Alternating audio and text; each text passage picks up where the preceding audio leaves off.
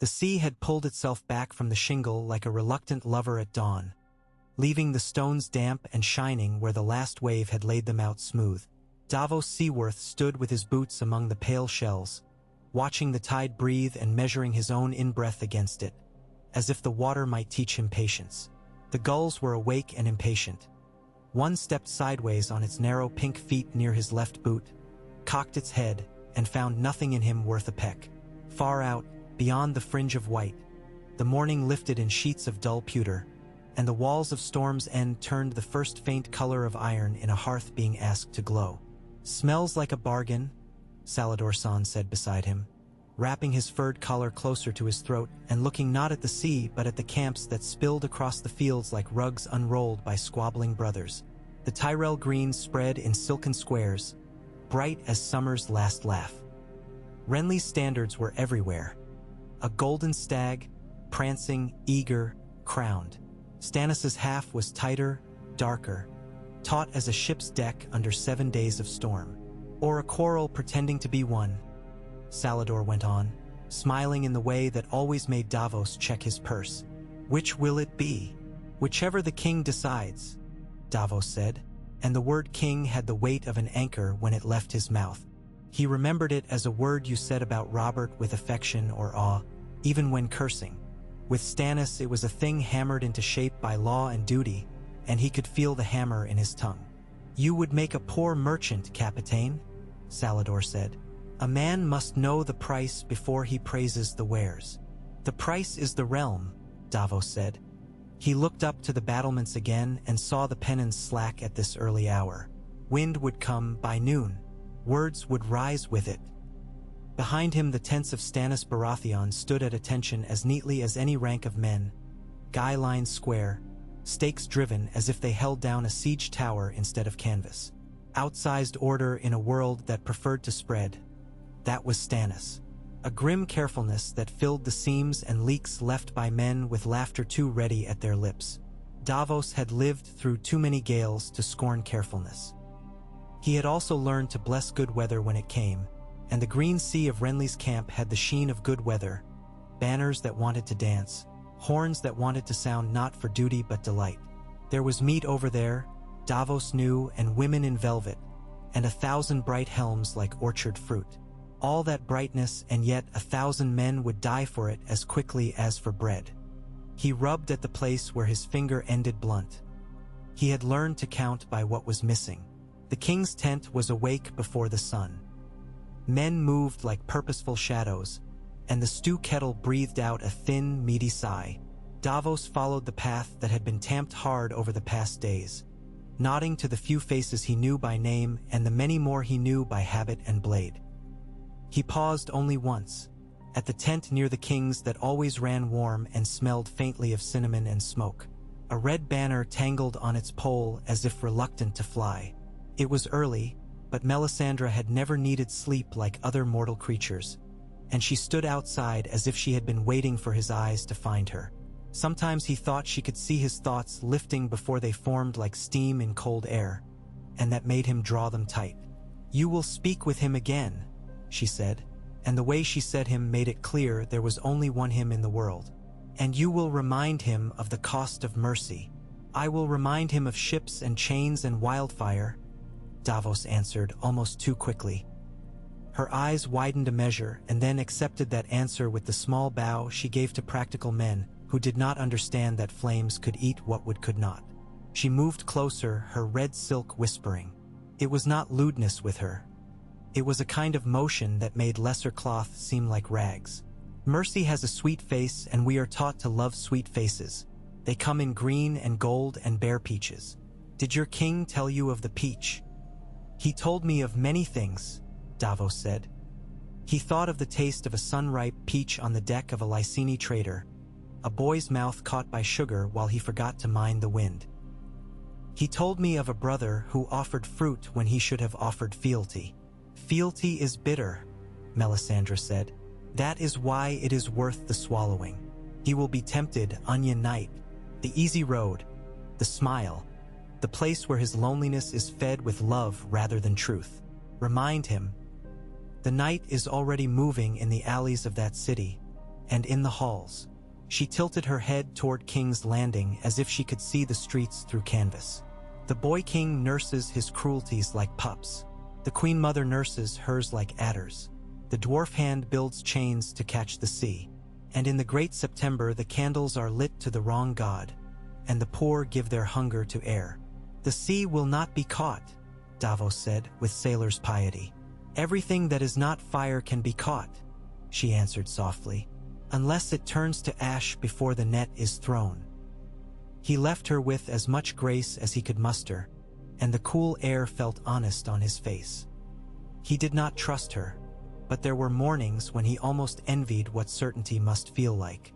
Stannis held his certainty in ledgers and lineages and laws, Melisandre in flames that spoke to her directly.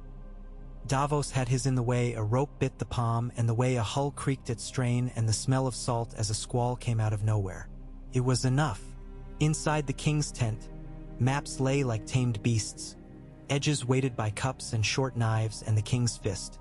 Stannis was already armored, not fully, but enough that he could stand and go when the time for standing and going arrived. He had the face men remembered from a distance and could not quite draw when asked. Too thin, too harried, never contented. A man carved with a chisel that had no time for rounding off. "You're late," he said, though Davos was not, and then nodded before Davos could answer, as if to say the fault lay in the morning itself. "We meet him at the third hour. I will have no talk of compromise, Davos. None." He did not glower when he said it. He never needed to. The bare statement was heavier than any glower another man could muster. "You have my word," Davos said, "though the word may not be needed. I doubt Renly will come without his own slant on justice." "Renly's justice is a jug band," Stannis said. "It sounds merry until you listen. He thinks because the realm laughed for Robert, it must laugh for him. Robert had a belly for laughter. He had a belly for wine. He had a belly to be king." He touched the stag on his breast with his knuckles. "What bellies have I? For hunger, for the law." He looked at Davos then, suddenly, with the honesty that had hooked Davos in before any red god or blue harbor. "And yet it is true what she says. There is sweetness over there. All that green. The reach behind it. It would be easy." He said easy as a curse. Davos, who had been poor enough to learn that easy was never easy for men like him, said, "Sometimes easy is also right, sire." Stannis's mouth hardened. "She says you came to me to speak for her will. I came to speak for your own, my lord. You know the law better than any living man. You know whose claim is true. You also know that a starving man who refuses bread on principle is a fool. We can take the city by storm, and the walls will eat men. Or we can take it by siege and hunger eats slower, but it also eats kings. Renly offers us wheat and swords. If he will stand where he should, behind you and not ahead, then the realm receives both law and bread." The king's eyes traced the scratches on the table where Robert's knife had once bounced. You could see memory in him, the way men could see shoals by the shift in watercolor if they knew how to look. "He will want something," Stannis said. "They all do." Davos thought of the girl on the high walls of Storm's End who had watched this camp like a bird watches a cat, and of the woman who warmed her husband with a smile, and of the old one with her vines of wit. "A marriage," Davos said. "A promise. A title that tastes like king without being king. Let him be the sword of the realm and the seat behind your chair. Let his wife be the rose that brings you the reach. Betroth Shireen to Willis Tyrell." He spoke the name carefully, like the first time you say a prayer. "You will give your daughter to the south. It will keep her warm." "Celis will not like it," Stannis said, and for an instant his mouth bent, as if remembering he had once smirked at such things with his brothers and could not quite rid himself of the habit. "She does not like much that I do not tell her God has commanded. I will not have my daughter mocked at Highgarden." "She has good sense," Davos said. He had watched Shireen feed a thin cat too frightened to eat and had never forgotten it. "And a good heart. Willis Tyrell is said to have both as well, and he is learned. If it offends some reach tongues to jest about her face, no crown can stop jesting. But a crown can make them more careful when they do it." Stannis's eyes flicked to the corner of the tent where, once, a shadow had breathed. Davos felt it too, the memory of cold that was not cold, the way a man remembers a night he nearly drowned. They had not spoken of it, and they did not now, but the thing's absence was as loud as any presence. "There will be no more of that," Stannis said, as if answering himself. "No more sorcery in my household. I have seen what shadows do." Davos bowed his head once. "Aye." At the third hour, the guard parted to let them through, and the camp outside, the one of green laughter and perfumed tents, was already in motion. Renly came in a cloak like lawn and wore the antlers like a promised jest. He was flanked by his storm lords, by knights perfumed with Reach Gardens, and by Brienne of Tarth, who looked like a snapped-off blade thrust upright by stubborn earth. Marjorie Tyrell moved a little behind him, in a gown that might have been woven from fresh-plucked vines. Her smile was cool, appraising, and kind all at once. She knew how to hold 1,000 men with the space between her lips. Catelyn Stark stood off to the side with a gravity that made men step around her rather than through her. "Brother," Renly said. He produced a peach and rolled it in his palm like a coin. "You came." He glanced at Melisandre's absent tent, at Stannis's bare shoulders where no red jewel hung, and his smile turned a fraction. "Without your priestess." "I brought the law," Stannis said. "It has no need of color. Does it have need of friends?" Renly tossed the peach lightly. "I have many. Take them." "You have stolen them," Stannis said. "Return them." "Brothers," Catelyn Stark said then, in a voice that was iron and also stitched, "if you will end this with Robert's memory laughing at your backs instead of clawing at your eyes, keep your words for the terms." Renly looked at her, and the jest slid back in its sheath. "Lady Stark is wise," he said. He bit into the peach then, as if he could not help showing he was still himself, and the scent of it lay bright on the air. "Here are my terms. I am king, because a king who is loved is worth 2 kings who are obeyed. But I am not blind to your claims or your nature." He gestured to the set of his brother's jaw. "You will be hand, and we will take King's Landing together. Afterward we will share the work that must be done, and I will let you do most of it." Stannis did not look at the peach. "I am king, because a paper says so," Renly said. "So does a crown. So do 100,000 voices. Which paper weighs more, brother?" He took another bite and offered the peach to Stannis. "Take a taste and answer me sweetly."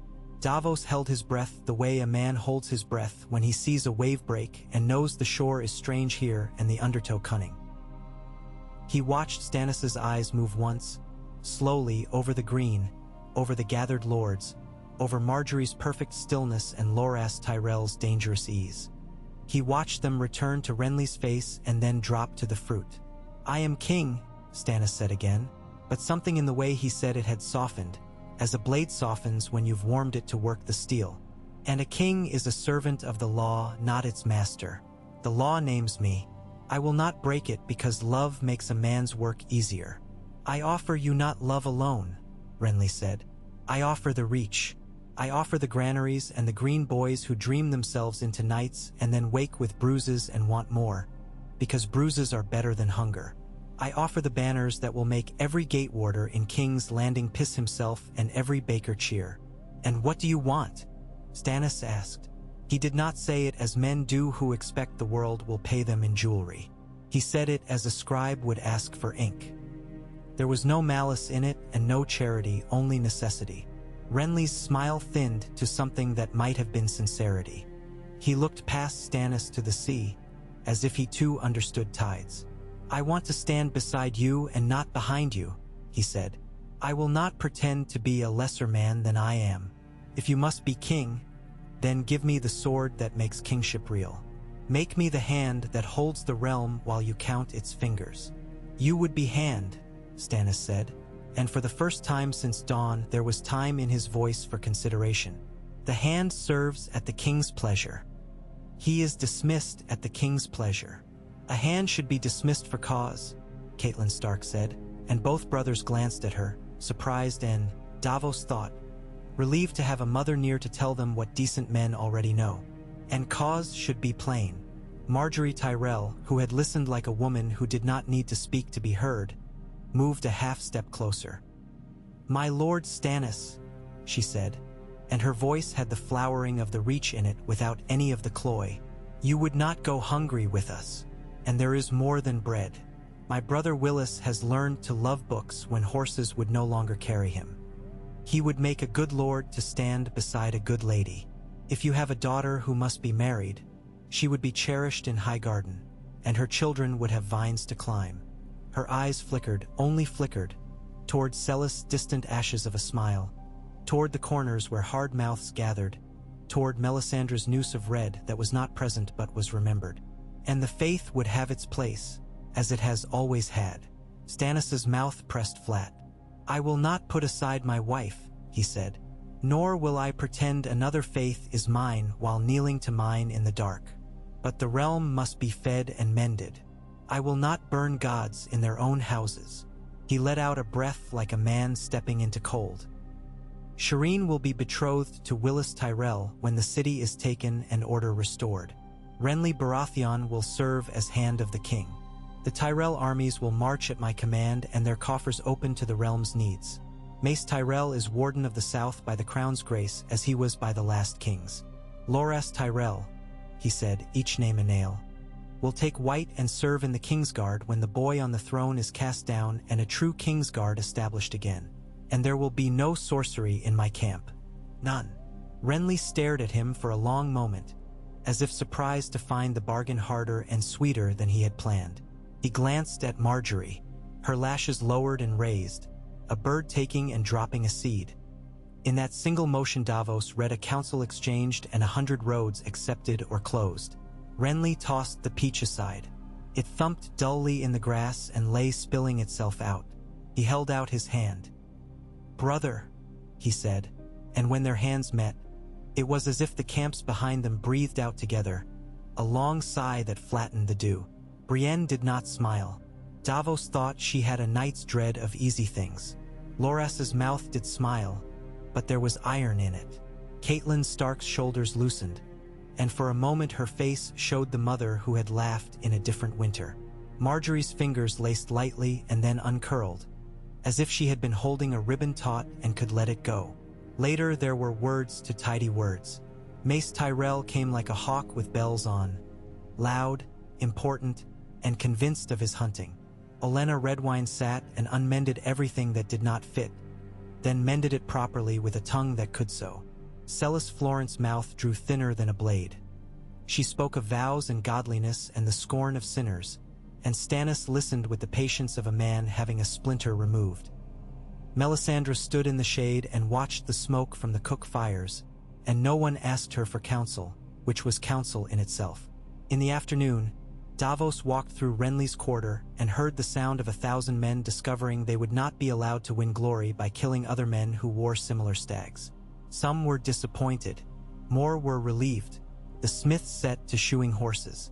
The armorers measured dents and shook their heads. The cooks fetched more pots. Supply masters, suddenly allied, found their ledgers making new sense. For the first time since the usurper king had fallen off a boar, thought Davos, the realm some seemed to add. At dusk, Stannis called Davos, Renly, and the principal captains to the war table. The candles showed the arch of the Blackwater like a throat the city held out to the sea. There were pins for ships, pins for men, pins for hopes. "The dwarf will have his tricks," Stannis said, tapping the river mouth. "He is not stupid. He is a Lannister, and the Lannisters, while they cheat, do not cheat themselves out of foresight." He ordered the city's chain reforged. "My man inside the Guildhall says the forges glow at all hours." "Good," Renly said. "Let him chain his own doom to his harbor. We'll take the city by land." "Not at the beginning," Davos said. "By land they will answer us with walls, and the people will answer with hunger, but hunger feeds both sides poorly. By sea we can test his chain and his fire without putting men under stones. But," he lifted a hand before Renly could laugh, "we will not rush. We will send no ships where we cannot see the bottom. We scout the river. We test the savors of the pyromancers from far. If there is wildfire enough to boil Blackwater Bay, we must learn how it lies and how it can be turned. Renly looked across at him. The Onion Knight grows cautious as a lord. I grew cautious in Flea Bottom, Davos said. If you have never eaten a rat, my lord, you would not scorn the caution that keeps you from rats. Laughter went around the table, better for being gentler than the laughter Davos had heard in other tents at other times. It had not yet learned to be cruel. We will divide, Stannis said. Not our purpose or our command, our labor. Renly, you will take the Green Host and move along the Rosby Road. Secure Rosby. Secure Stokeworth. We close the throat from the north. I will bring the Storm Lords down the King's Road, make the Kingswood ours, and throw up earthworks where the city watches. We will not press the walls until we have their bellies and their water. Davos. My ships, Davos said, already feeling the decks roll under his feet. I'll smell the river. Smell it, Stannis said. Bring your Lyseni. Pay him if you must. Promise him King's Landing's harlots if he tea. NKS that is the city's only treasure. Salladhor Saan, who had sidled nearer the candles like a moth that had learned not to burn itself, bowed extravagantly. I want no harlots that do not want me, your grace, only their laughter. Laughter that explodes is not to my taste.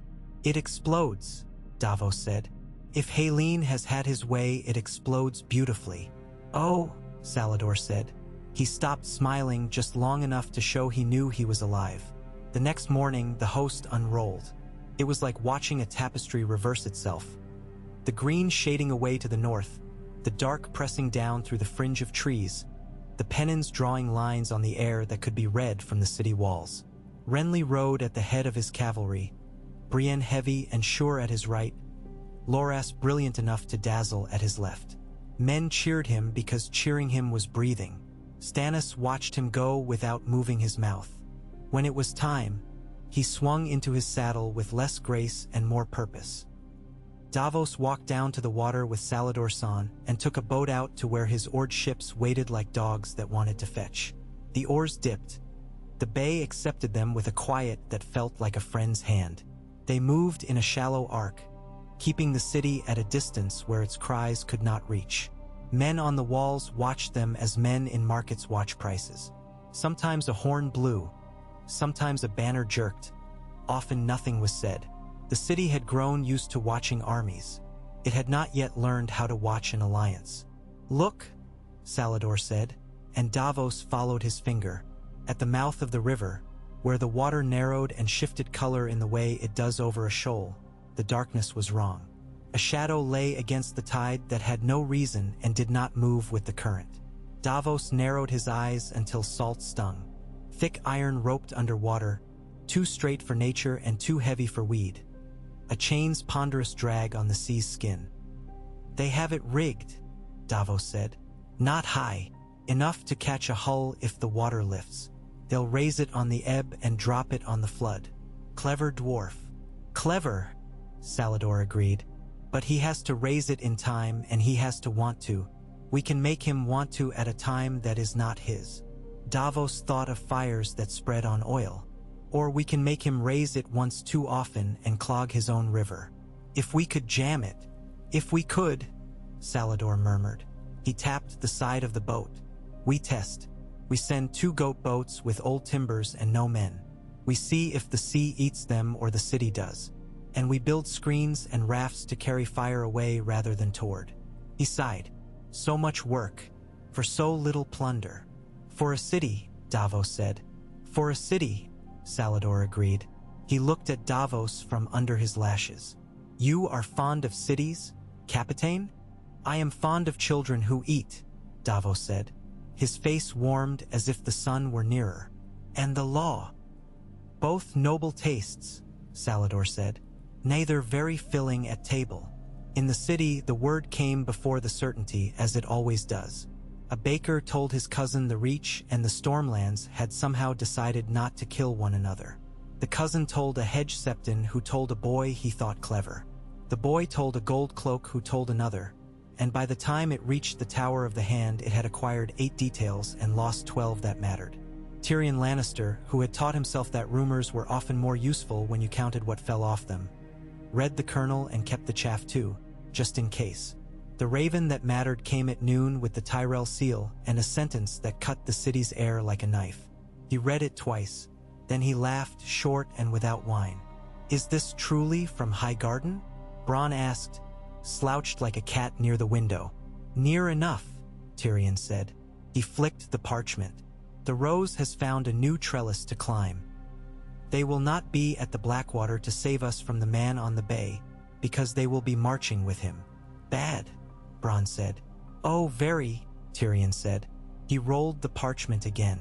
"Good news is bad news is worse. If the Tyrells won't be here, they won't be in our beds after either, and you will live to quarrel with their boys another day." "Assuming there's a day," Bronn said. "Assuming," Tyrion agreed. He left the window and went to the map table. The chain's copper circles lay there like a necklace for a giantess. Haleen the pyromancer had been discreetly not standing next to them for a week, as if his refraining would reassure Tyrion that the chain and the wildfire did not belong to one another. "They'll take the roads and the bay both," he said. "They'll be patient. I dislike patient men." Cersei came without being summoned, as women in power often do. She read his face the way a reader of cards reads the third turn and smiled. "What?" she asked. "Is your father late? Did the whore refuse to kiss you? Speak, imp." "Renly is very much alive," Tyrion said, "and very much yoked to Stannis." She went still, the way snakes do when a larger snake enters the grass. "Impossible," she said, but she was clever enough to know that word's true meaning in the city. "What are you doing about it?" "Ensuring the chain can be raised in 10 heartbeats," Tyrion said. "I have already asked the gods to make Renly arrogant and Stannis proud. They are compliant gods. I will also whisper to Littlefinger and to Varys, and they will travel the tunnels of men's hearts with their torches. We have wildfire. We have a boy who thinks he is a king. We have a queen who knows she is a queen. We have me." "How reassuring," she said. "I reassure myself," Tyrion said. "It saves time." That night, the city sounded different. There is a pitch to fear when an army comes with unknown banners, the peal of question. Now the tone had shifted to a hum of inevitability. The small folk had learned that the green that fed them would sit outside the walls and count their loaves. The red comet above, which had become a sign for every available prophecy, looked more like a brand on the night. In the Red Keep, Sansa Stark knelt by a window slit and whispered her prayers in a voice that did not sound like a little girl's anymore and not yet like a woman's. Sandor Clegane drank where the shadows suited him and thought about fire until his knuckles tightened around the cup. Somewhere below, the Kettle Blacks lied about their courage to each other. The bells were quiet. The sept was full. Outside, in the black that attends even summer's late hour, Renly walked his camp like a man checking his own breath. He paused in the corner near the horse lines where the smell of oats and leather made the night wholesome, and found Brienne there oiling a shield she did not need to oil again. "You saved me from my worst self today," he said. She looked up sharply. "My lord?" "I offered him peaches," Renly said, "when I should have offered him my hand. I am more dangerous with fruit than with steel." He grinned. "You think me frivolous?" She shook her head immediately, honest even in reassurance. "I think you are kind," she said, "and men mistake kindness." "Stannis does not," Renly said. He rubbed his jaw. "He mistakes joy, but he knows what kindness buys and what it does not." He glanced towards the storm quarter, where the tasting tents were quiet. "He has a ship of a man beside him. Davos, if we win this city and the next dozen besides, it will be because that onion knows where to peel." Brienne nodded, though she suspected Renly did not require agreement. He needed someone to share the weight of a choice he had made. She could do that. It was a heavier shield than most. In the storm quarter, Stannis sat with his back very straight and fed letters into the silence one by one. A note to the Castellan of Rosby with terms, another to Stokeworth with a sketch of the realm to come if they balked, one to Lord Rowan, one to Lord Tarley, one to the king's men among the city watch reminding them that a watchman serves the city, not a boy, one to the High Septon, politely promising he would not burn a sept and less politely insisting that the faith refrain from preaching sedition from its pulpits. He had already written to Shireen, a short stiff letter that said, "I have made an agreement that will bed you in warmth and give the realm children who read." He had not yet written to Celis. He did not yet know how to explain to the Red Woman that the fire would have to warm itself without him for a while. The law, he thought, should not have to excuse itself. Davos came at last light, smelling of salt and tar and easy danger. He laid a sketch on the table that was half map and half intuition. "The chain lies here," he said, "and the pyromancers have their stores here or near it. There's a stink that burns green in the nose even when you can't see it. If we send rafts with wet hides and slop, we can ease 2 fires without joining them. I'll need 30 boats I'm willing to burn and men I'm willing to mourn. I'd rather mourn wood. No burning that does not buy us more than it costs," Stannis said. He touched the sketch, not where the chain was, but where the current eddied hard against a spit of silt. "Here," he said. "Here is where men will die if we do not teach the sea to be our ally. Teach it. Then we will send the city something to think about." "And from the land?" Davos asked. "From the land," Stannis said. "We send a cart from Rosby to Stokeworth with an empty barrel." A ghost of humor crossed his face. It made it sterner. "We will fill it later." The days that followed did not feel like days you tell in a song. They were the days in which men did the work that makes songs possible and that songs do not bother to mention. Renly rose early and watched his quartermasters move sacks of grain as if each sack were a vote. He wrote to lords who liked letters and visited lords who liked faces and sent bards to those who liked their own names sung back to them. He let his men tilt at rings because men will be better in battle if they have hit something bright with a stick, and he forbade them to spend coin like men certain of victory because certainty is how a wagon loses its wheel. Brienne rode the perimeter and returned with reports about a low place where a fence would be better and a high place where a banner would last longer.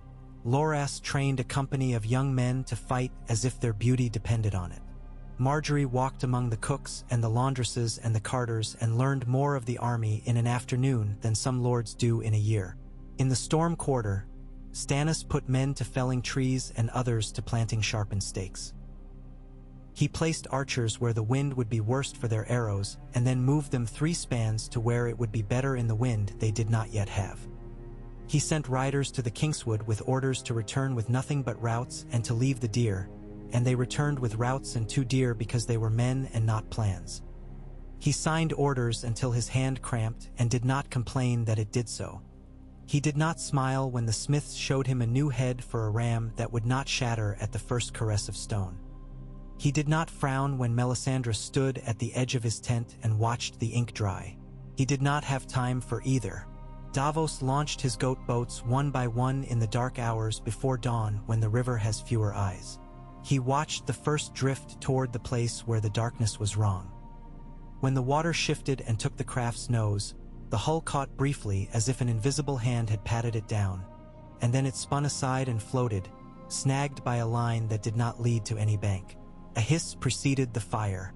The river bloomed a sickly, impossible green. The goat boat disappeared with a soft, hungry, chewing sound that cut him deeper than a scream would have. The second boat took fire more slowly when his men learned to push it with wet poles and throw wet hides ahead of it.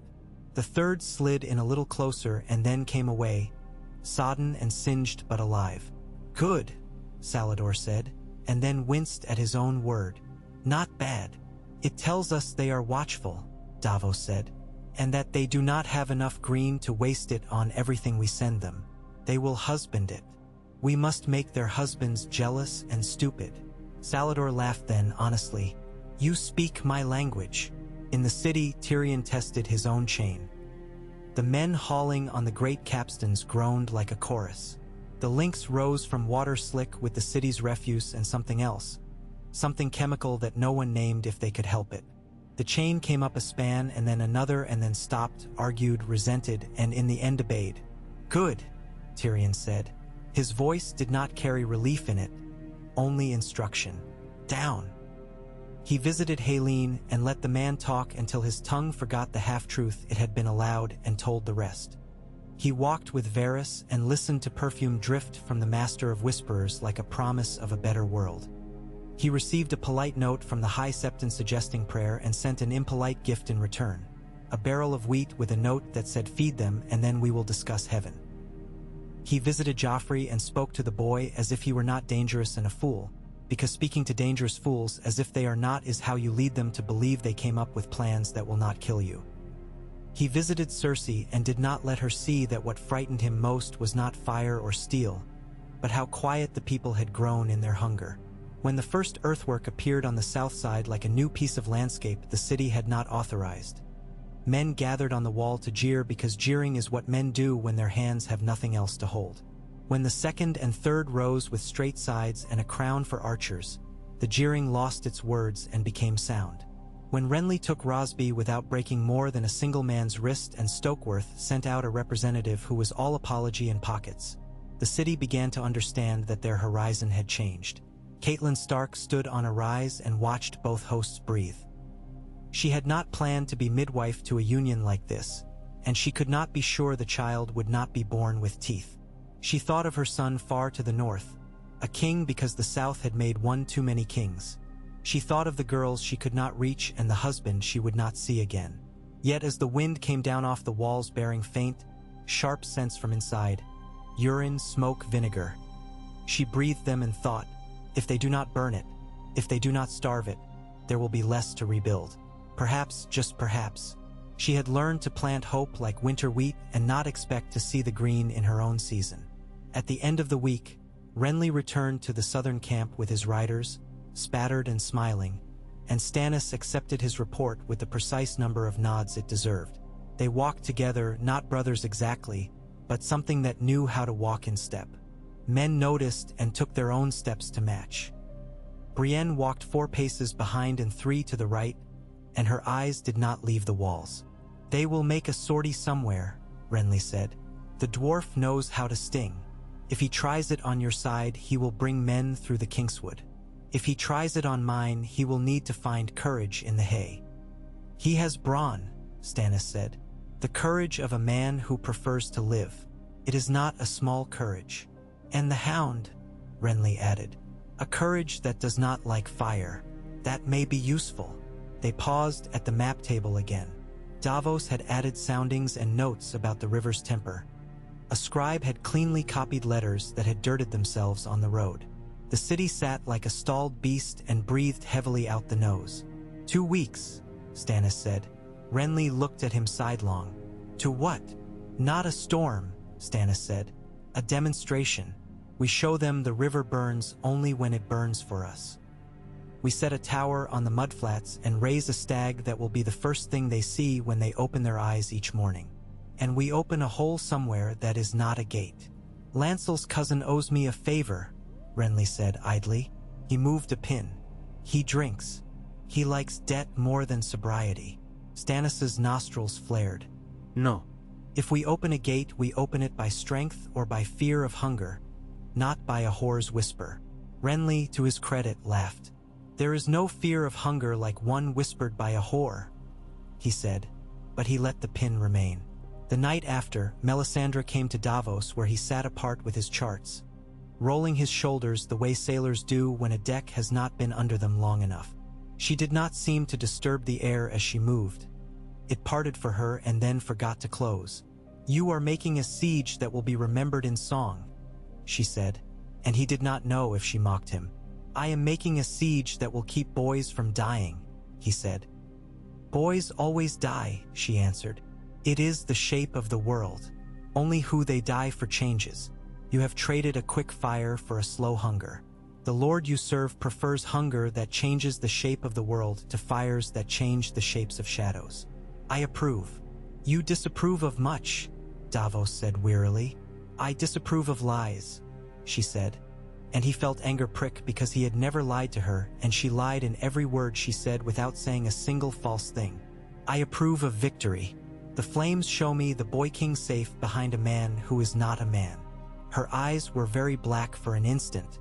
They show me a green wave that does not break. They show me a stag stamped in red, and a stag stamped in gold, and a stag stamped in black, and how men do not know one hoof from another when they are trampled. You see much, he said. I see enough to burn, she said. I will not be asked to. You have the law to feed you. Feed on it. He slept badly and dreamt of chains. At dawn, the horns sounded from the city, not the alarm of a gate thrown wide, but the brisk summons to arms within. Tyrion had found his sortie. Men flowed toward the Kingswood gate in a stream that was not yet a flood. The first knucklebones fell into the hand that would throw them. Stannis, already armored, mounted without comment, and his lines moved a fraction as if the wind had nudged them. Renly's riders were across the river rode in time to cut the city's men at the thighs and send them scrambling back for stone. Davos watched from the water and counted the number of men who did not return. It was less than a slaughter and more than a test. It told him the dwarf knew where to bleed and when. Afterward, Tyrion stood on the inner wall and took off his helm and looked at the bay with eyes that stung. They play at patience, he said to no one. Very well, we will play at surprises. Bronn, who had a surprising gift for turning up when not called, said, We'll lose if we play at noble. I have never played at noble, Tyrion said. I play at necessary. Go talk to your Sellswords. Tell them there will be as much gold in this city after a siege as before. That will soothe them. And if there isn't? Bronn asked. Then there will be corpses with rings, Tyrion said. Fast men will still eat. He rubbed his cheek and felt the bruise forming. And tell the hound he does not have to love fire to stand near it. Bronn's mouth twitched. He knows. He wants to. Then he is braver than most, Tyrion said. By the second week, the city's wells were drawn deeper and the gardens were quieter. Bread lines grew orderly in the way that is worst by being shorter. The say. Pituen led prayers that had more tears in them. Varys brought tidings that Tywin had turned his host, but without the roses he had hoped to pluck. And Cersei did not throw a cup, but looked like a cup that has been thrown and glued well enough for guests to use and bad enough you never forget it was broken. On a cold evening in late summer, the tide went slack as if the sea itself were deciding whether to breathe again. Davos and Salador moved 3 boats with heavy hooks into the river's mouth under hides that stank pleasantly of goat. They felt for the chain's hum under water's skin the way a blind man feels for a lover's pulse and found it. On the wall above them, a torch flared and then dimmed. A horn blew once with a note that might have been warning and might have been a man bored with his own noise. The first hook caught, the second held. The third slid loose and found purchase farther downstream. They did not pull. They waited. A gull circled once and then left, offended by human stillness. When the water began to flow again, low and slow, they eased the lines taut. The chain made a sound that only they could hear, a sorrowing groan through the riverbed, and shifted the measure of a finger. Not tonight, Davos whispered. Too much would be too much. Men on walls noticed strange tides. But soon, Salador nodded. Soon, and then we will send them a surprise for their surprise. In the storm quarter, Stannis sat in the dark without candle and listened to the men around him breathe. Renly was sleeping. He could hear it, the ease of it. He could not remember the last night he had slept that way. Perhaps before the stepstones, perhaps never. He was not jealous. He was taking inventory. He thought of Shireen's letter. She had answered him with 3 lines and a drawing of a cat that looked like a net. He thought of Robert, who would have loved this night for its promise and not for its work. He thought of the law which had tightened around them both like the chain around the river. He did not pray. He had promised too much to 2 gods already. At last light on the 3rd week, the stag banner went up on the new tower on the muds, and the city's people saw it. It was the same as the banner on the Red Keep, and it was not the same. It was the same stag and a different man behind it. It was a promise and a threat and a mirror. Bells rang, some in defiance, some in spite. On the wall, Tyrion rubbed his temples and muttered, "Pretty," without smiling. In the market, a girl laughed because to her it looked like a story. Renly rode out from his quarter to stand beside Stannis where the tower's silhouette gathered evening color. The 2 of them did not speak. Davos came and stood a step behind and to the side, and Brienne was behind Renly, and Melisandre was nowhere and everywhere in the way of faith and fire. Down the slope, men hammered quietly. Up on the wall, men shifted, repositioned, and watched. The bay was a sheet of dull coin. The river flowed under its invisible iron. The chain waited. The city waited. The camps waited. The realm, which had been frantic since Robert had fallen, which had been one long shriek of steel and hunger, slowed by a fraction and took a breath between one held note and the next. Night came down with the smoothness of a hand over a child's hair. Somewhere out beyond the Kingswood, an owl spoke. Somewhere inside the city, a woman sang a lullaby that had nothing to do with kings. The candles of the sept climbed like stars up the dome.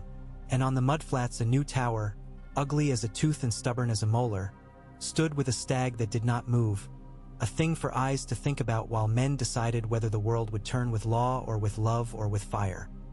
They learned the tower's first lesson on the second morning, when the city sent 7 hard men and a pair of ladders across the flats at a tide that looked low to eyes that had never listened to mud. Renly stood with Brienne at the edge of the reeds, the air full of the clean smell of salt and the sour smell of the city's breath, and watched them go in single file like clerks carrying accounts they had argued over. Halfway, their boots sank. A third of the way farther, they sank more. Then the flats remembered they were a throat, not a floor, and they took one man by the knee, another by the thigh. The ladders went down by inches, as if becoming trees again. By the time the archers in the tower began to sing, the city's men were already deciding whether to drown or to choose an arrow. It is never the decision men expect to have to make. They flailed and swore and then grew quiet in the way men do when their breath is being used somewhere their words cannot reach. Renly had not given the order to fire. He looked at Stannis, who had not spoken, and Brienne, who watched without blinking as if it were a thing that could be learned if you gave it your full attention. Finally Renly said, "Enough," softly, and raised a hand. The bowmen lowered their strings. He sent waiters with ropes and poles to fish the living and the dead out of the black slick. It is easier to be magnanimous when a lesson has been learned. The 7 went back in scowls and wheezing and the particular shame men where when the earth itself has chosen to make them ridiculous. "That was not a battle," Stannis said. "That was a map." "It made its point," Renly said. "It made their point," Stannis answered. "They did not understand the mud. Now they do." Renly smiled with half his mouth. "You have a gift for applause, brother." "I have a gift for not being a fool twice," Stannis said. "If I clap it is because a child has drawn breath." He was looking not at Renly but at the city. The teeth of the walls, the lines of the piers, the slow scuttle of life inside a thing that would continue until it was forced to stop. The dwarf will think of ladders more quickly now. He will not send men where mud makes their courage into hats and jokes. Renly turned his head to watch a gull tilt into the wind, effortless. "And if he sends them where mud does not laugh, then we will greet them on ground that tells the truth," Stannis said.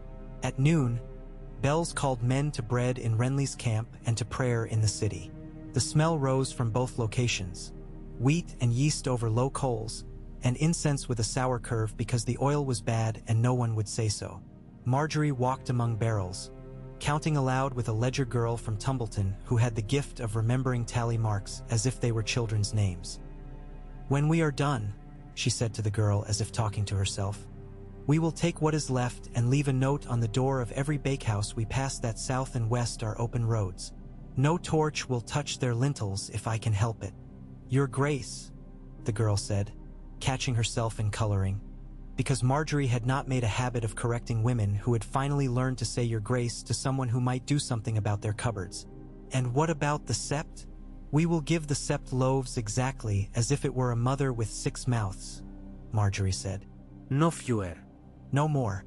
I will not have gods who eat better than men, not while I move a pen." She smiled. "Tell your own god I said so. He will listen to you quicker than to me." Olenna sat in the shade and let the words of the day brush her as if they were leaves on her sleeve. "A siege," she announced to no one in particular and everyone within range. is a house where everything that is true about people comes and drips under the door. They can sweep, but the water will have its way. See there? That knight counting how many buttons the king's cloak has so he knows how many buttons he should ask for at his own wedding? See there? That boy who volunteered for latrine duty because it is the only place he can breathe without being watched? See there? That priest touching his beads so often the prayer has become a handle. This city will fall, not because of fire or mud or chains, but because the people inside will want to lie down. In the end, that is all any siege asks of people. Will you stand or will you lie down? I am old. I am ready to lie down. But I will not lie down in Cersei Lannister's house while she is still redecorating. In the Red Keep, Cersei was redecorating, though she would not have called it so. She sent away the tapestries she had newly ordered because the blues in them made the room look cold, and had torches moved higher because shadow on whitewash made her think of mold. She was very precise these days about where shadows fell. She spent an hour with Tommen and then gave him back to the men who would teach him to be obedient, and an hour with Joffrey that felt like being forced to drink from a well that had been poisoned and then sealed very carefully. She did not bother with Sansa because the girl was already obedient, and the sight of her made something inside Cersei spark and hiss like fat on iron. She drank twice as much wine as she used to and told herself it was because she needed to think twice as much. Tyrion read the roundness of the day in couriers' faces, their particular tightness when they had good news and were keeping it to savor, their looser relief when their news was mediocre and they were not going to be punished for it. The chain slackened a hand, one said, and Tyrion's mind moved at once to the capstans and the men there and the grease and the pulleys and the possibility that even iron could develop a habit of failure if you let it. Grease it again, he said. Grease the men. Give them coin. The chain is our spine. In 10 heartbeats. In 5 if the boy commands it. And someone have a quiet word with the Kettleblacks that if their hands are not hard with rope when I check them, I will give them other ropes to be hard with. He took a sip of watered wine and made a face because it had been watered twice. And Haleen? How much green do you have for me? As much as God gives fire, my lord, Haleen said, which meant less than you asked and more than you wanted to think about. The substance is very temperamental. It has to be coaxed or threatened. He coughed. My acolytes sing to it. Sing to your wives, Tyrion said. Threaten your substance. How many jars? We could do a great many small things or a few very large ones, Haleen said. It is always a question. It always is, Tyrion said, looking past him to the window where the stag banner on the new tower stood like a tooth picked clean. How many jars? Enough, Haleen said stiffly, which meant not enough. Night over the camps was not quiet because men, when left with nothing to do, find ways to keep silence from being a mirror. They played dice under blankets as if the cloth could keep luck from being frightened away, and they mended straps they had mended already, and they told stories about girls who were kinder than girls are in cities where there is hunger, and they went to women who had learned to walk through tents as easily as through streets. They looked at the comet when they forgot not to. They looked at the new tower when they remembered not to. In the storm quarter, Melisandre stood alone on a low rise and watched the Red Keep until her eyes grew tired and then went on watching because tiredness is only important if you accept it. When Celis came to stand beside her, their robes made one seam. You have let them close your mouth, Celis said. Will you be silent as they put their old gods back in their fattest chairs? My mouth closes when it is not needed, Melisandre said. It opens when air requires flame. The king is served by timing as by faith. The queen is served by neither, Celis said, and her bitterness was like a distillation. Strong, clear, not always entirely unpleasant to those who have developed a taste for it. He writes to our daughter with a smile I do not have a right to see. He gives her to the Reach as if the Reach were an altar. He forbids what we have promised. The Lord of Light will not be mocked. The Lord of Light cannot be mocked, Melisandre said, and there was no anger in it, only fact. What men do is pour the night from one vessel to another and call it different wine. There is only light. It will show itself. And if he wins without it, Celis said, and her mouth pinched on the last word as if win were a cheap wine that made the tongue numb. Do we pretend the Lord was present anyway? As men pretend their boy king is a man when he has to be held down to be bathed. Melisandre did not answer because some questions are an invitation to blasphemy and some are an invitation to folly, and most are both. On the fourth night, Davos went out with 2 boats and 8 men, none of whom had ever learned to be afraid in advance. The river lay like a cat, all soft lines and waiting. Beneath its skin, the chain hummed. They eased their hooks along the dark until the teeth found iron. The rope paid out. Davos felt the weight in his palms as a truth and welcomed it. He nodded once and the men took the strain like good horses willing to lean into a collar. Somewhere above them a guard sneezed, the small violence echoing against stone like a larger one. Davos held his breath. The river pulled and the chain moved the measure of a thumb and then stopped, resentful. "That's enough," he whispered, and they eased off. "You make a man angry by moving his chair a finger every night," Salladhor had said, "not by stealing it. He will wake with a sore back and blame his wife." Davos had not laughed then. He did now, soundlessly. It was an ugly laugh, full of mud and greed for 1 more inch.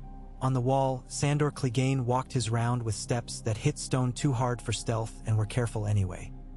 He looked at the black stripe of water where it narrowed under him and told himself he did not care what was under that surface or what might boil it or what might light it. He had learned a long time ago that telling yourself a thing did not make it true but made it easier to stand there. The torchlight lifted, fell, lifted, fell. He counted. He did not look at the tower on the mud because his heart disliked the idea of a stag that did not move, and he did not look at the Red Keep because the memory of the last time he had stood under its burning windows had been rubbed down to something hard and shining by use. Below him, Bronn picked his teeth with a sliver of wood and made note of the fact that there were 8 men on this relief and 7 on the next, and that one of those 8 would take any coin offered and 2 would take no coin and 3 would take coin and then tell. He had a talent for knowing which men bled and which men bragged and which men could be made to do either for you. He wanted this city to fall because it would be good for his purse and because he had decided he disliked the imp sister more than he liked the imp's jests. Both tastes were honest and therefore worth something. He did not want the city to burn because he had to walk through it to get to the gold, and he had seen men with their skins going away from their bones. He yawned. 1 more night, 2 more, 10. He could wait. He had waited in worse places. Catelyn Stark went among the tents where the women worked and sat on an overturned barrel and braided string for arrow fletching until her fingers remembered what it was to be useful without having to argue with a lord. Women asked her about Winterfell, and she told them about cold that made your teeth sing and bread that rose heavier because flour had been kept too near the hearth, and how to keep mice from grain without poison that would hurt the cats. She did not tell them about her daughters because then she would have had to speak to them as if they were there, and the ache for that did not fit in her mouth. When she left, she stood for a time looking toward the city. "When the gate opens," she said to the air. Perhaps to her husband, perhaps to the boy he had been, perhaps to the gods who had not answered her except with silence. "Do not let my girls be trampled by men running to judgment." The hound's steps brought him near the Tower of the Hand, where Tyrion leaned in a slit of window with a cup that had not been refilled and a mind that did not need it. "If you breathe any louder," Tyrion said, "you'll summon geese." "I like geese," Sandor said. "You can wring their necks." "Just so," Tyrion said. "Would you like to wring the neck of this siege for me?" "I'd like to wring the neck of whoever put a tower in the sea," Sandor said. "Mud is honest. Tells you it wants to eat you. That tower lies." "You and Stannis," Tyrion said, amused against his will. "Both of you believe that honesty is a moral quality of dirt. Dirt is dirt. Men are the liars." He glanced down at the cup and remembered that sometimes there is less harm in being drunk than in being awake. "Are you afraid of what's coming?" "I'm afraid of fire," Sandor said, and went on walking. It took them 10 days to teach the chain to behave like a tired ox. It took them 1 night to remind the city that the river could be made to burn at another man's choosing. Davos told Salladhor to wait with the true ships behind the spit where the river's tongue met the bay's teeth. He sent forward 4 rafts with hides and sod and 2 with barrels that did not hold ale. The rafts moved like mushrooms in a slow stream, innocent, bulbous. an offense only to those with an eye for caloric waste. On the wall, a captain chose to laugh and a lieutenant chose not to. The lieutenant was new and therefore less interested in proving that he remembered the difference between bravery and boredom. A jar arced from near the king's gate, a humped, almost graceful parabola that would have been pretty if you were not attending to its meaning. It broke on water and the green lifted like a bent mirror. The first raft went at once, the wet hides hissing and then surrendering as if they understood a different lesson in damp. The second raft lived long enough to slew itself sideways and take the third into its wet stink. The fourth, weighted right and shoved with poles by men who had learned the river's seams, slipped along the edge of fire and came away with its sod blackened and its hides blistered and was pulled back by a line that had looked aimless to any man watching.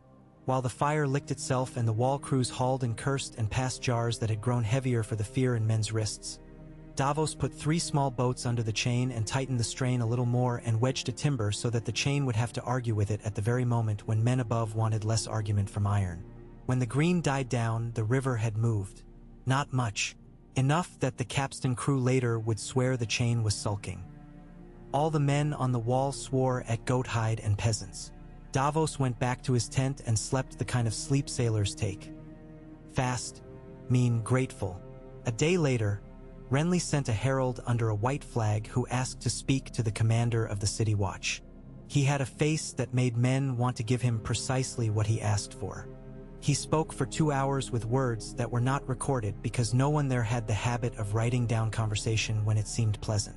He came back with a smile that made Brienne's mouth go thoughtful. "What did you promise them?"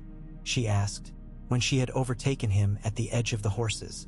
"That they could keep their boots and their posts if they remembered that a watchman serves a city and not a crown," Renly said. "And that if they forgot, they would need to find their boot sizes again with their toes." "Did you threaten them?" Brienne said, and there was no reproach in it, only curiosity about how much of a man was bone. "I threatened their wives with better bakers," Renly said, grinning, "and I promised to hang 3 of their captains and to knight the 4th. We shall see which man looks in the mirror tomorrow and recognizes a knight." "I will watch," Brienne said. "You always do," Renly said and rode on. By then there were men in the city known as antlermen in whispers that kept their heads low and their hats lower. They were men who had decided that their love of the Lannisters was not strong enough to make them chew brick. Some left loaves by certain doors. Some spoke the king's true name in rooms where there was no king to hear. A few wrote little stags in chalk where the chain rattled under the cliff. Varys knew all of them and spoke to none of them directly. Littlefinger knew half of them and spoke to all of those and made sure 2 of them had reason to think they amused him. The High Septon knew none of them but looked out at the city from his high window and thought, "I will live if I am necessary." He began to be necessary to both sides by degrees, which is the most dangerous way to be necessary and the safest. On the 12th night after the tower grew, Tyrion came up the stair and found his sister waiting in the window slit with a crossbow that her arms disliked but her stubbornness insisted upon. "Do you mean to shoot the moon?" he asked. "I mean to be seen," she said. "Men like to believe their queens are made of milk and wine. I want them to imagine I taste of iron." "You do," Tyrion said softly. "And ash." She almost smiled. "Will you save us, little brother?" "I will save me," he said.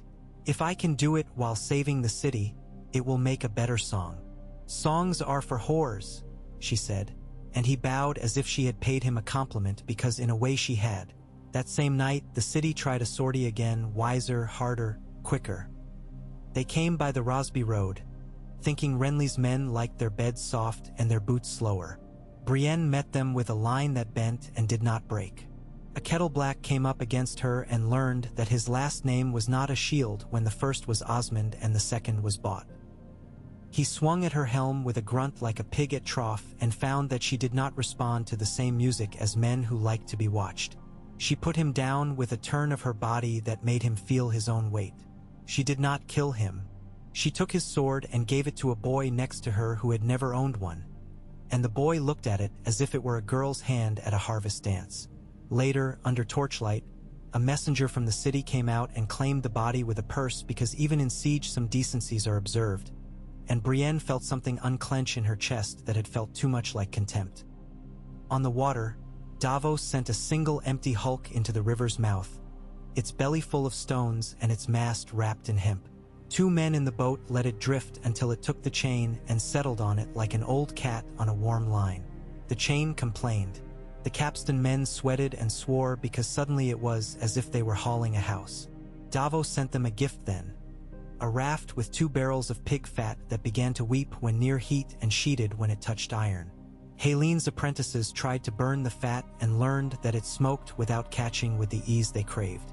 Davos learned where their torches were and where their jars came from and how long it took them to decide to use one when their captain shouted and how long when no one shouted. He learned what the river wanted in an hour when it did not take men for itself. He learned enough to risk something. "Tomorrow," he said to Salador, who sat with one of his wives on his knee as if she were an instrument that only he could play, "the wind will shift as the tide slackens. Their jars will fly long and the heat will roll back on them. 3 fire ships, no more. Not to win, to teach. We show them that when the river burns, it is because we say so." "You're a bad teacher," Salador said. "You like your pupils clever." "I like them alive," Davos said. "Clever is a raft you forget you built until a day comes when your feet are wet." The first fireship was a fishing boat that had grown too rotten for a man to trust and just healthy enough for a plan to love. They smeared it with pitch where pitch would be seen and with something nastier where pitch would not. They loaded it with dry brush that had been wet and then dried because men believe foolishly in a thing being grateful for being saved. They set it moving as the tides shoulder pressed, with a single man aboard to steer and to jump, whose wife had kissed him fiercely before and resignedly after. When the first green flower opened on the river, Davos's little flame chose to die on its own terms, shuddering, flinging, throwing back heat that made men on the wall step away because skin has more sense than pride. The second boat came behind it, wet as a seal, hugging the edge, taking in fire only where it would be interesting and denying it where it would be fatal. The third offered itself as a present to the capstans. By the time the river dulled, the chain sulked a full foot lower and the capstan bosses had blistered hands and the men carrying jars had learned that not all flames answer the same language. That night there were 5 fights in Flea Bottom and 2 in the Street of Silk and a prayer that the gods might consider a bolt of good cloth. There were 7 births. There was a story told to a child about how the stag and the lion were brothers until the lion forgot how to share. There was a woman who lifted a floorboard and found 3 onions and wept as if they were her father back from a war. There was a man who lay down under the eaves of a tavern and did not get up. There was a rat who ate well and a rat who died stupidly and a rat who lived to be a hero in a story he would never hear. Varys came, as he always did, like a man who had been invited to a house he built, and reported to Tyrion that Lord Mandon Moore had a look about him that suggested he might accede to a request if it came with the right number of terms. "Do not let him near me when swords are arranged," Tyrion said. "I dislike the way he studies my height." "Height is a consideration for men with short views," Varys said. "There are whispers, my lord, that Lord Tywin turns the mules toward us without the roses he hoped to smell. It is difficult to know at what hour a man will arrive when he is traveling without a map." Tyrion folded and unfolded a letter that was not from his father, not because Tywin was neglectful, but because men who are truly dangerous learn how to avoid their children's eyes. "We will not count on the old man to save us," he said. "We will count on other men to be as stupid as they have always been." "You have too low an opinion of stupidity," Varys murmured. "It is infinitely inventive." By the time the moon had thinned to a shard, the chain had learned its grudges. Davos stood with his hand on a post and felt the thrum in the wood from 50 yards away, a low, resentful song. He closed his eyes to listen better. There are men who cannot tell which way a wind blows unless you show them a flag. There are men who can smell rain when the sky is still blue. There are men who know if a coin is honest by the way it rests in the palm. Davos knew what water was going to do a minute before it did it, if he stood very still and remembered the smells of days when he was nothing. "Now," he said, not loudly, to the men with the weighted lines. "It is an art to say a word so it moves to exactly the ear it must." The lines went into place like teeth into a soft fruit. The chain sighed. It did not drop. It did not need to. It made the picture that Davos had drawn in his head. On the landward side, Stannis called his captains and drew them lines that were not arrows but threads. "Here we pull," he said. "Here we give. Here we let them think they have us by the sleeve. Here we show them that sleeve is leather."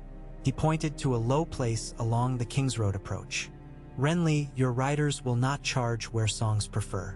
They will take this dip and sit there like patients.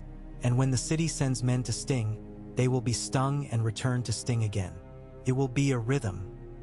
Men are more frightened by patterns than by single blows." Renly looked at him sideways, amused and respectful both. "You would have made an excellent wife," he said. "You understand domestic matters." "I understand wars," Stannis said, unmoved. "A house is a war. So is a city. So is a pig. You must treat them all with respect and with knives." Brienne leaned over the map because she wanted the shapes to be in her blood before she put her body into the space they described. She saw where men would run if frightened. She saw where courage would feel unnecessary and where duty would feel like love. She nodded without speaking because she did not like to say she understood until she had proved it to her own hands. On the morning that would be remembered later as the day the city's breath changed, a haze lay over the bay like a gauze that had been used to wipe a wound and then washed. Davos said nothing about it because to say it would be to ruin the way it would move. He sent men to their lines. He did not send the first ship. He sent a single log, set upright, with a rag of a sail and a carved stag's head on it that made even Salador laugh despite the morning's sharpness. The city answered with 2 jars. Both fell short, startled by the day's strange wet light. He sent the first ship while the wall crews were still congratulating themselves. It was not a ship worth saving, and that is a quality that makes a ship particularly brave. It took the chain in its ribs and gave a groan that might have been a horse or a woman. The chain answered with a jerk. The capstan men swore. The bosses turned. Something under the water that had been wedged decided not to move. Davos sent the second ship and the third while the men above shouted to each other across a gap of sense. The first jar that caught did so on the second ship's stern and made a little green flower that wanted to be a grove. The second jar did not break where it was thrown. It broke against the inner hull when a sailor who had decided he did not want to die this way kicked it as if it were a dog. Men ran to throw sod. Men ran to throw water. The water laughed and climbed back into the jar as smoke. The wind shifted, as Davos had decided it would, and pressed the heat back at the wall. The archers there flinched, though they would not say so later. The chain rose 3 hand heights and stopped as if remembering its own weight, and then sank 1 as if remembering Davos's. On the Rosby side, Renly's men made a pattern of bravery that had been practiced. Charge, break, draw, turn, present shields, taunt, return, disappear, return again somewhere who had stopped watching. And the city's gate crews shouted at their own men until their throats were raw. Loras took a boy's lance in his side and laughed because it was nothing. He bled like a cup set too near the lip of the table and kept riding because nothing the city did could possibly be for him today. Brienne killed 2 men and spared 4 because her sword and her choice of what to do with it had learned separate virtues. At the Gate of the Gods, the City Watch looked at their captains and saw men, and then looked at the crowd behind them and saw a mass that could become something, and then looked out beyond to where the green tent lines were drawn and saw a different something. A tall man with a scar on his cheek and his hand tucked into his belt said, to the man next to him very quietly, "When they come, I will stand aside. You do the same." The other man said nothing because he had a boy in a loft near Cobbler's Wynd who would be better with a father who wore his boots instead of his boots wearing another man's blood. The first boom of the chain failing to rise entirely was not heard as a single sound but as a series of absences. Haleen did not hear the straightforward clatter he expected and frowned. The men at the capstans did not feel the pleasure of obedience in the wood. The men on the piers did not see the water wrinkle in the way it had on other days when the chain moved toward its work. Davos did not smile, but he permitted his body a lessening. He raised one hand and a sail went up that had been waiting to pretend it had risen by spontaneous love of wind. "Go," he told his captain. And the captain did not say yes because there are moments when the sea is all the agreement a man needs. What came then was not a crush but a deliberate entering. The first true ships slid their long hulls over the chain as a cat might step over a sleeping man. The screens they bore on their flanks hissed as jars broke harmlessly against wet hide and sod, and two took fire and kept it in place like women who know how to pin hair while the cook fire misbehaves. One burst and sank in a slow, discontented way that told its own story to the men who watched, and those men made notes with their eyes and their hands on ropes that would not be written down because they would not survive being written. Tyrion saw the first of Davos's ships slip into the river and the second and the third and the fourth, and he had the particular feeling a man has when he realizes that what he built has been used precisely as he had designed it by the mind of another man, and that this is both a compliment and a death. He shouted without hearing his own voice. He waved his arms without noticing that the gesture had lost its mockery and become a boy's. "Archers," he bawled. There, Haleen."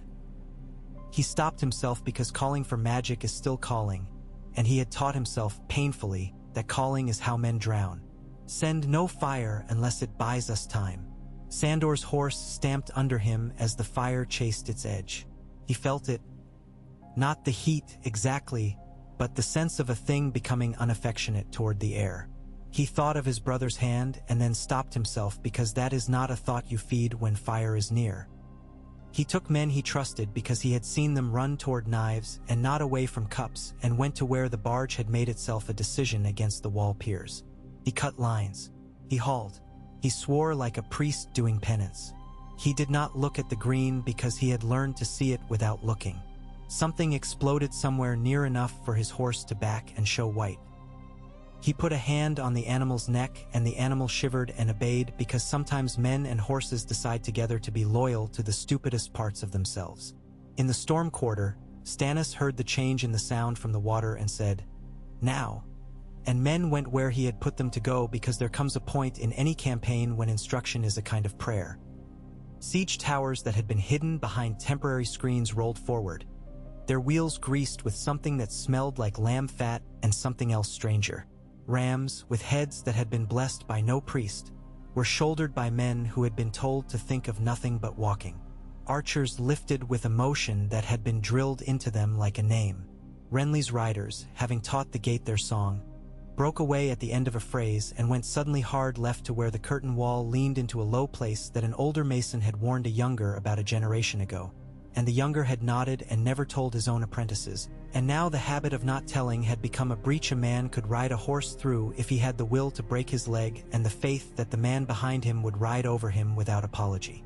Brienne did not ride there. She stood at the foot of a tower where men were trying to keep their feet from telling them the truth. She put her shoulder to a rung and pushed when a wheel wanted to flirt with a rut. Someone above loosed too early and then steadied, shame being a fine tutor when it comes sudden as a slap.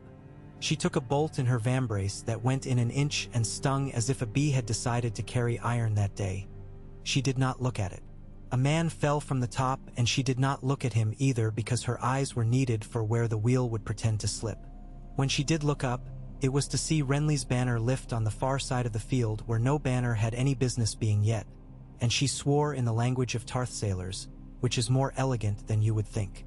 Catelyn watched from the rise and forced herself to breathe evenly because women around her were imitating her lungs without knowing it.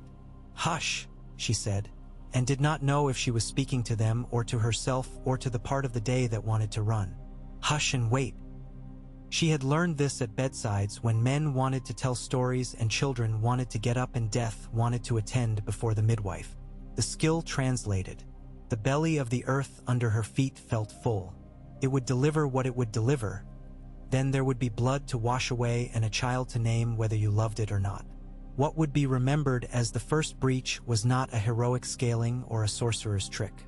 It was a door that had been bricked up generations ago, forgotten, then remembered by a man who had sat in the Tower of the Hand reading city plans because he had been too frightened to sleep.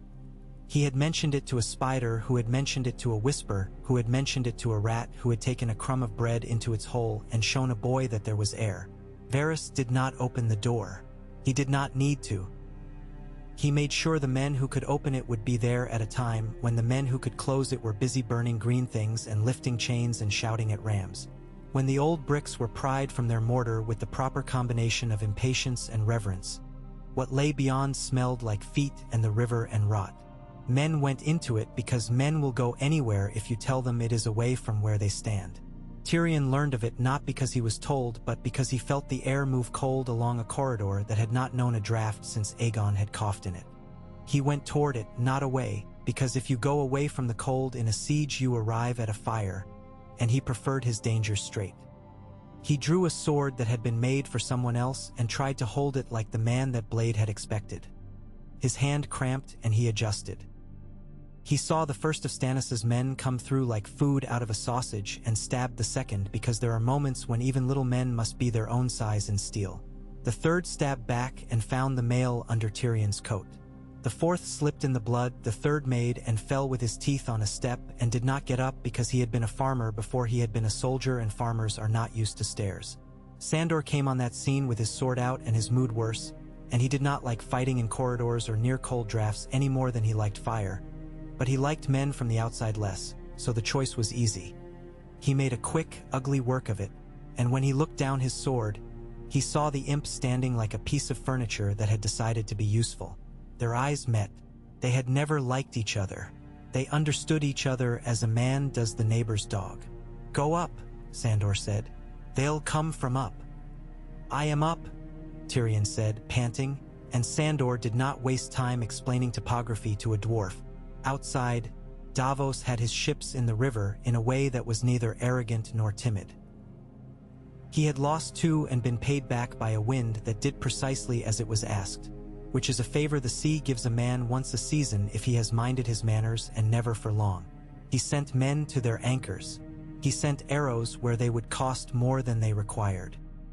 He sent 3 small boats to drift toward the storage bays under the little pier that belonged to no one and everyone, and watched them go with an expression that was not piety and not greed.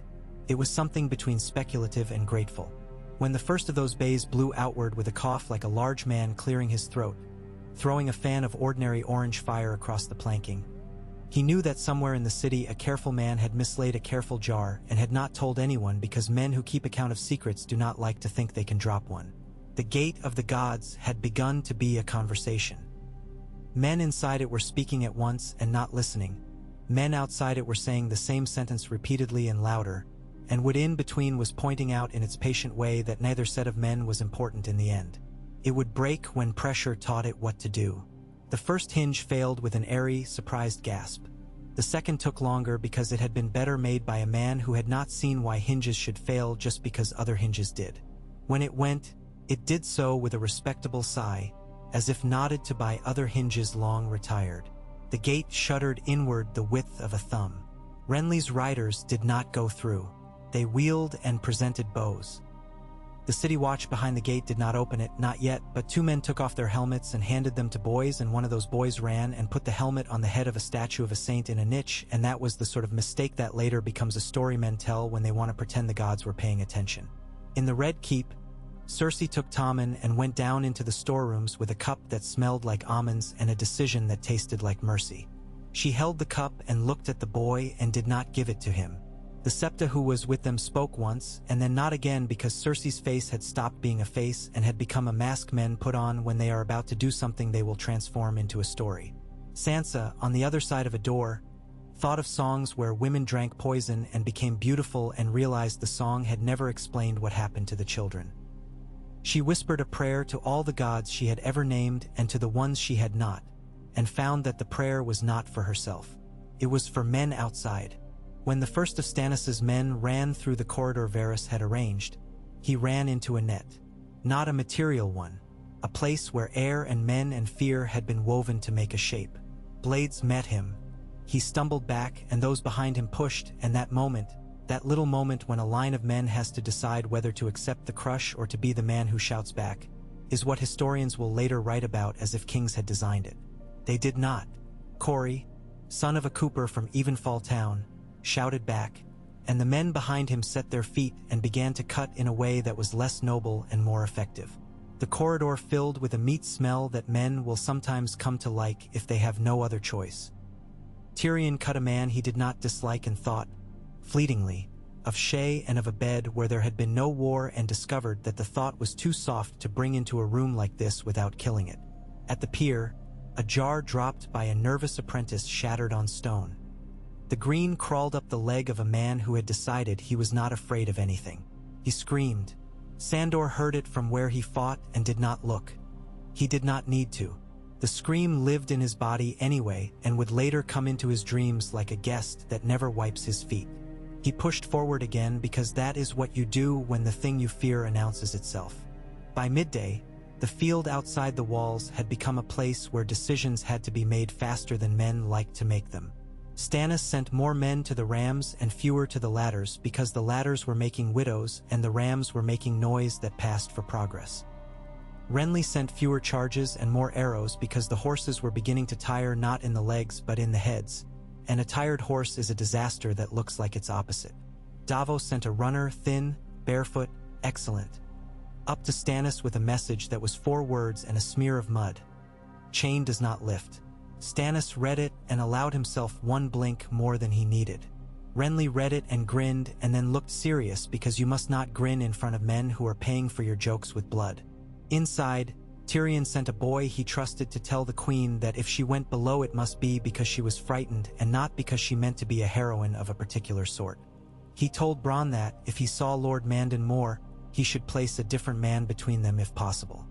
He told himself that his father would not arrive, and that was good, because it would mean that whatever happened would be his fault or his work or both, and that he could live with. He told Joffrey to go to the walls and show himself. Joffrey went pale because he had not yet decided that obeying when you are frightened is something to be proud of. He thought the pride was in the not being frightened. He would learn or die learning. Late afternoon tilted. Shadows grew long along the walls like fingers trying to count the stones. The gate yielded the width of a palm.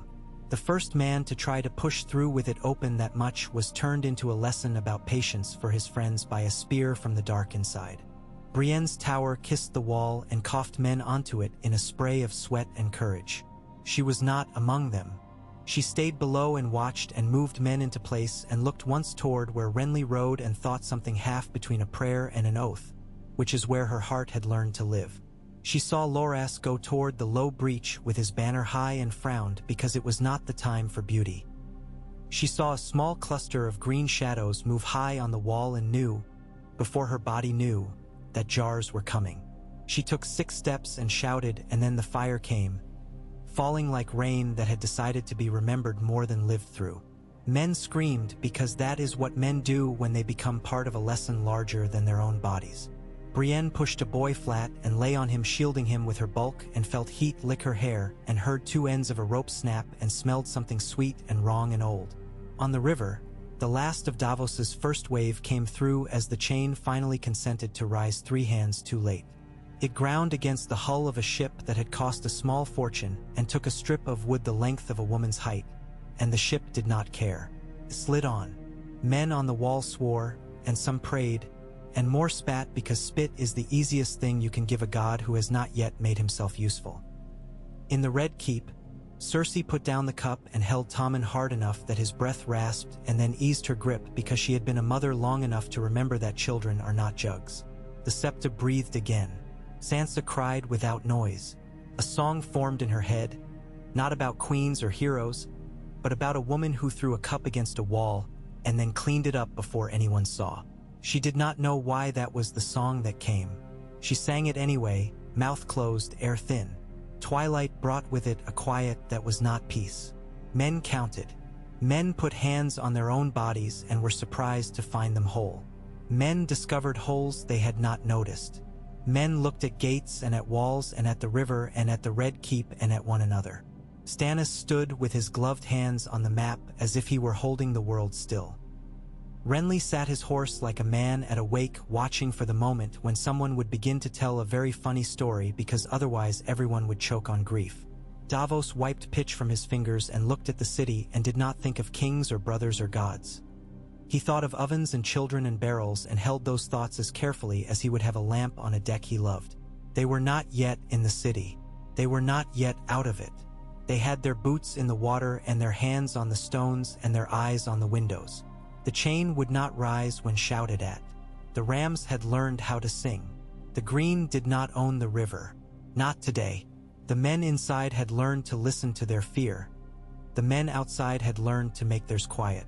Tomorrow the gates might open, or 2 days, or 7. Tywin Lannister might arrive and be a shape against the sunset. A raven might come with a letter that taught the field a different alphabet. The women might run. The boys might stay. Brienne might climb and stand alone on a tower top like a bottle put aside at the end of a good day. Renly might laugh hard enough to make a man want to hold onto his laughter for winter. Stannis might sleep an hour. Davos might find that the smell he had been waiting for had been the smell of victory all along, and he had not known it because it smells of tar and blood and bread. Night came. Fires pricked the dark where men had arranged themselves according to habit and fear. The tower on the mud was a blacker black, antlers inked against a sky that had forgotten, for the hour to be red. In the river's mouth, something heavy shifted against something heavier and decided to wait. In the keep, a queen decided not to murder her child, which is a small thing and a large one.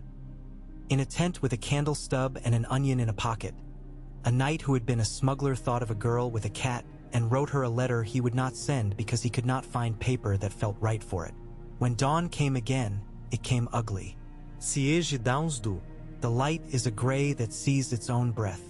Men's faces look too much like the skulls under them. The first sound was not a horn but a cough. Then a woman's laugh. Then a cartwheel complaining. Then the sea inhaled and the city held it, and the two armies stood with their hands on either side of a door and debated whether to knock again or to kick. Stannis knocked. It was not courtesy. It was not patience. It was the insistence of a man who prefers the right thing done in the right way because then it is easier to explain to himself later. He sent a herald to the gate of the gods with a letter under the king's seal that said exactly what men expected from a Baratheon with a mind like a ledger and a mouth like a blade. Lay down your arms. Open to law. The boy is not a king. The queen is not a mother. The dwarf is not a hand. The city is a city. The letter had more words, but that was what it meant. The herald read it in a voice he used for weddings. The city watch listened in a silence that had the shape of a decision. At the river, Davos had his boats laid out like the bones of a fish under thin water. He did not plan to throw them against the piers. He intended to sit and watch and be the part of a siege that tells truth to the other parts. Salador came to stand beside him. His coat trimmed in fur despite the flat heat of a day that would be remembered as if it had been feverish and was in fact only stubborn. "Well?" the Lyseni asked, and his voice was sprightlier than it had any right to be. "Do we make kings now?" "We unmake boys," Davos said. "Making kings comes later." "Ah," Salador said. "I have always preferred unmaking. It is easier to tell whether you have done it correctly." Brienne had sent for a new strap for her left greave, because the fire had eaten the old one the way a mouse eats a soft rind on a good cheese. Renly rode up to her with his helm on his thigh like a pet, grinning as if someone had whispered a vulgarity he delighted in. "You smell of smoke," he said. "You smell of horses," she said. "And pride." "I bathed last night," he said, mock-offended. "I can smell a thing after it is washed," she said. And he laughed aloud because it felt like a thing a friend could say, and that reminded him he was a man in a place where men will forget. He sobered. "Do you think we will enter today?" "I think we will enter when we can hold what we take," she said. "Not before. Not so late as to make men think we were afraid." "You are the hand I would have chosen," Renly told her. "If we had invented the world and made it kinder." "I am a sword," she said, "because a woman should be her own name in a man's mouth at least once a day in war." "And a wall," he said, and rode away to talk to someone who needed a king who made jokes. The herald returned from the gate with a face that made men draw nearer and farther in equal measure. "They will open if their captains are not hanged," he said. "They will open if you give them bread first. They will open if you promise to love the city as a mother loves a child born weak. They will open if the queen is not made a whore in the streets and the boy is not nailed up. They have a list. Of course they do, Stannis said, as if speaking to a table that had decided to have opinions. He thought for a moment longer than a man who wanted to win would have thought, and longer than a man who wanted to be praised would have allowed himself. We will give them bread, he said. We will not hang their captains unless they refuse. The queen will be judged. The boy will be dealt with according to the law that makes him what he is not. Tell them the law is not a tailor who cuts to make you comfortable, but a mason who makes a house square so the roof does not fall on your child. The herald took the words and smoothed them into something you could read without wincing. He went again. This time the gate moved 2 palms and then stopped with a statement that sounded like ethics. Men inside gestured with their hands in ways that made no sense outside and perfect sense to them. Men outside adjusted their lines in ways that made perfect sense to Stannis and looked like nonsense to anyone else, because sense in war is often not what a poem would admire. Tyrion stood on the inner rampart and watched the old door behind the bricked-up corridor surrender to reality. He knew in that moment that whatever song would be written about this day, it would not be his song. He was not made for pilgrim epics. He was a note a bard might slip in to show he knew the craft. He was all right with that. He looked at the Red Keep and wondered whether his sister would climb to the very top and throw herself down because she had decided her story should end like a tragedy. He wondered whether his father would arrive at the very moment the gates opened and seize the credit naturally, the way a man of his size breathes. He wondered whether the boy would scream or go quiet. He wondered whether he himself could take another breath without tasting the iron in it. He did, and he could. The gate opened the rest of the way at last, not because a ram knocked it or a captain ordered it or a god decreed it, but because men had been standing a long time and their arms were tired and their heads had learned the shape of an agreement. It opened and the field did not flood. It lifted its lip and permitted. The first through were not the beautiful. They were the practical. The men who had to secure the hinges and the crossbars and the space on either side so that the beautiful could be invited later. Then came the men who had decided years ago that they would have an anecdote, and then came the men who didn't care about anecdotes and wanted bread. Stannis did not ride in first. He sent others. Renly did not either. He circled to the Rosby approach because he had decided a king who came through that way would be seen by more small folk, and he had learned long ago that the story you tell after is made in the eyes that watch before. Davos walked because ships make a man grateful for the chance. Brienne went with the first ladder party through the gate because she trusted only what she could reach with a hand. Catelyn stood at the rise for a long moment and then began to walk, because sometimes the only way to guard your heart from breaking is to keep it moving in your chest. Sandor sheathed his sword and started toward the keep with a look on his face that said that whatever fire waited for him there, he would tolerate it exactly as long as necessary and not a heartbeat longer. In Flea Bottom, a woman laughed and threw open her shutters and then closed them again because men were running. On the Street of Sisters, a whore who had never liked antlers decided to reconsider for an afternoon. In the Great September, a prayer shifted into a song without anyone deciding the moment it had done so. The Red Keep sent out no banner. The stag on the mud tower did not move.